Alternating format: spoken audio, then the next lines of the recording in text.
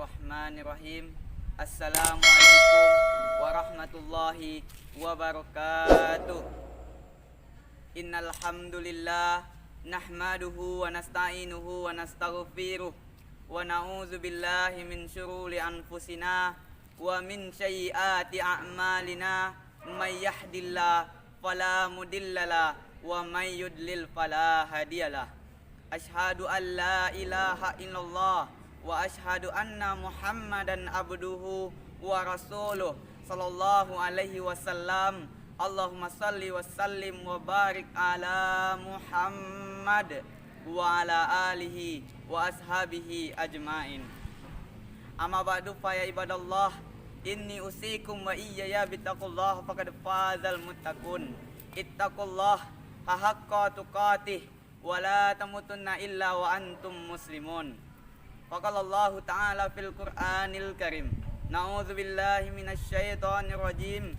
Bismillahirrahmanirrahim. Nahnu naqussu 'alaika naba'ahum bil haqq. Innahum fityatun amanu bi rabbihim wa zidnahum hud. Shadaqallahul azim. Masyiral muslimin wal muslimat yang dimuliakan oleh Allah Subhanahu wa taala.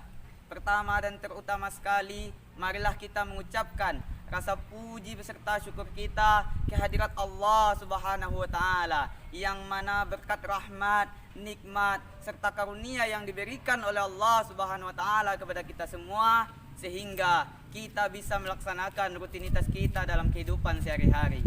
Oleh karena itu, semoga apa-apa yang telah kita lakukan dalam hari ini bernilai ibadah dan pahala di sisi Allah hendaknya. Amin, amin ya rabbal alamin. Beribu-ribu nikmat yang diberikan oleh Allah Subhanahu wa taala kepada kita semua. Mulai kita dari bangun tidur sampai kita tidur lagi. Bahkan pada saat tidur pun nikmat yang diberikan oleh Allah Subhanahu wa taala kepada kita semua terus mengalir di dalam diri kita. Oleh karena itu, sudah sepantasnya kita mensyukuri atas nikmat yang diberikan oleh Allah Subhanahu wa taala. Sebagaimana Allah Subhanahu wa taala menjelaskan, la in syakartum la azidannakum wa la in kafartum inna adzabi lasyadid. Kata Allah, barang siapa yang mensyukuri nikmatku, niscaya akan aku tambah. Tetapi barang siapa yang kufur, barang siapa yang tidak bersyukur atas nikmatku, maka kata Allah, inna azabi lasyadid, sesungguhnya azabku sangatlah pedih. Kemudian salawat beserta salam semoga tercurah buat arwah junjungan Nabi besar kita, yakni Nabi Muhammad sallallahu alaihi wasallam, dengan mengucapkan Allahumma sholli ala Muhammad wa ala ali Muhammad. Yang sama-sama saya hormati Dewan Juri yang adil lagi kan bijaksana, yang sama-sama saya hormati Panitia Dai Milenial tahun 2021 dan seterusnya, yang kami sama-sama kami hormati, yaitu kaum muslimin wal muslimat yang dimuliakan oleh Allah Subhanahu wa taala. Baiklah, dalam waktu yang relatif singkat ini, izinkanlah saya menyampaikan sebuah ceramah yang berjudul Peran Milenial Terhadap Kejayaan Umat. Masyiral muslimin wal muslimat yang dimuliakan oleh Allah Subhanahu wa taala, di dalam Al-Qur'an Allah Subhanahu wa taala telah menjelaskan kepada kita semua sebagaimana yang dijelaskan oleh Allah Subhanahu wa taala di dalam Al-Qur'an surat Al-Kahfi surat yang ke-18 ayat 13. Allah Subhanahu wa taala menjelaskan kepada kita, na'udzubillahi minasyaitonir rajim. Bismillahirrahmanirrahim. Nahnu naqussu 'alaika naba'ahum bil haqq. Innahum fityatun amanu bi rabbihim wa zidnahum hud. Shadaqallahul azim. Yang artinya, kami telah ceritakan kepadamu Muhammad cerita mereka yang sebenarnya.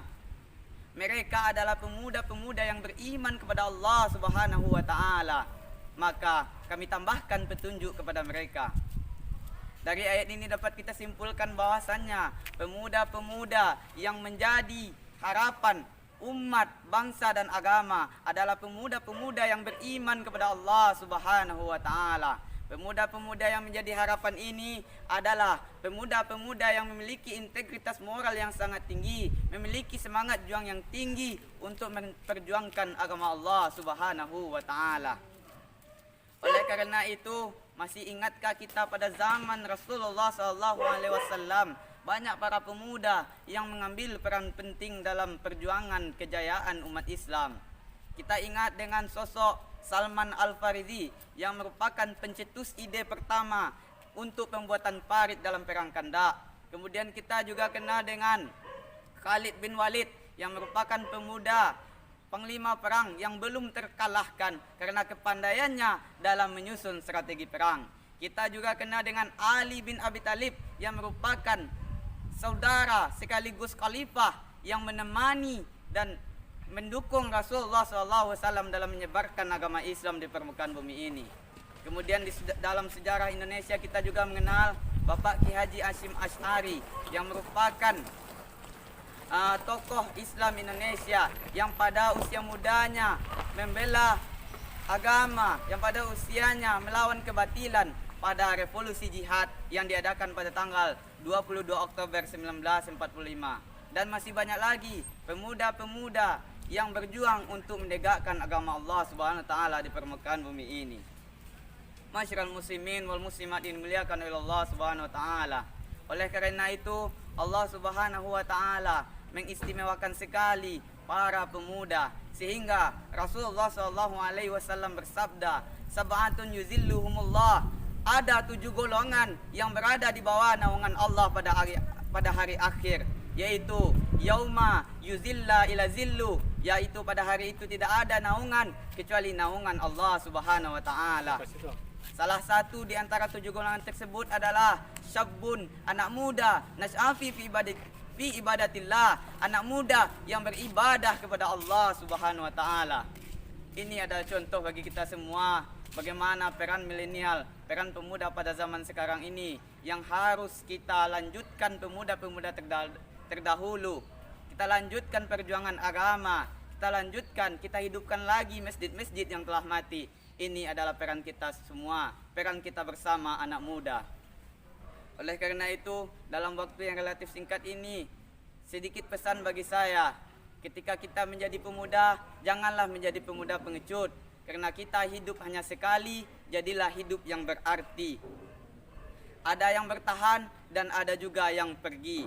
Oleh karena itu, tapi satu hal yang pasti, harapan, tujuan, semangat untuk memperjuangkan umat Islam, semangat untuk memperjuangkan agama Allah di permukaan bumi ini adalah tanggung jawab kita semua, adalah tanggung jawab anak muda, adalah tanggung jawab kaum milenial pada bangsa pada zaman sekarang ini. Oleh karena itu, sampai di sinilah ceramah pendek saya. Kalau ada salah dan janggal saya mohon maaf. Terima kasih atas segala perhatian. Mohon maaf atas segala kekilafan dan kekurangan. Akhirul kalam. Wassalamualaikum warahmatullahi wabarakatuh.